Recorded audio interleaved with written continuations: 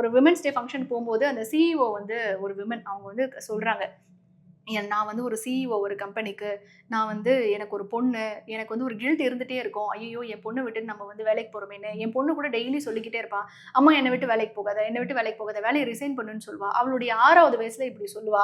எனக்கு ரொம்ப கில்ட்டா இருக்கும். நான் கூட நெறைய முறை வேலைய விட்டுறலாம்லாம் யோசிச்சிருக்கேன். ஆனா இல்ல வேண்டாம் விடக்கூடாதுன்னு போனேன். அப்புறம் 19 வயசுல என் பொண்ணு காலேஜ்க்கு போனா. அப்ப நான் என் பொண்ணுகிட்ட ஒரு நாள் விளையாட்டா பேசிட்டு இருந்தேன். ஏய் நீ 6 வயசுல என்ன சொன்னேன்னு தெரியுமா? அம்மா நீ வந்து வேலைக்கெல்லாம் போகாத, வேலைய விட்டுருன்னு நீ அழுதுகிட்டே சொன்ன அப்படின்னோனே நான் பொண்ணுகிட்ட அப்படி சொன்னேன். உடனே என் பொண்ணு, "அப்படியாம்மா? அப்படியா கேட்ட?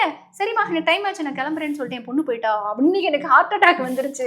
இவ 6 வயசு சொன்னத நம்பி நான் வேலைய விட்டிருந்தேன்னா, இன்னைக்கு என் பொண்ணு நான் நல்லபடியா படிக்க வச்சிருக்க முடியாது. என்னுடைய ஐடென்டிட்டிய நான் வந்து உருவாக்கி இருக்க முடியாது. அப்போ நீங்க உங்களுடைய ஸ்கில், உங்களுடைய வேலை, உங்களுடைய பொருளாதாரம் இது 4மே சரியா இருந்ததுன்னா, உங்களால அழகா உங்க குடும்பத்த மேனேஜ் பண்ண முடியும். ஏன்னா, இது நான் பண்ணிட்டு இருக்கேன்.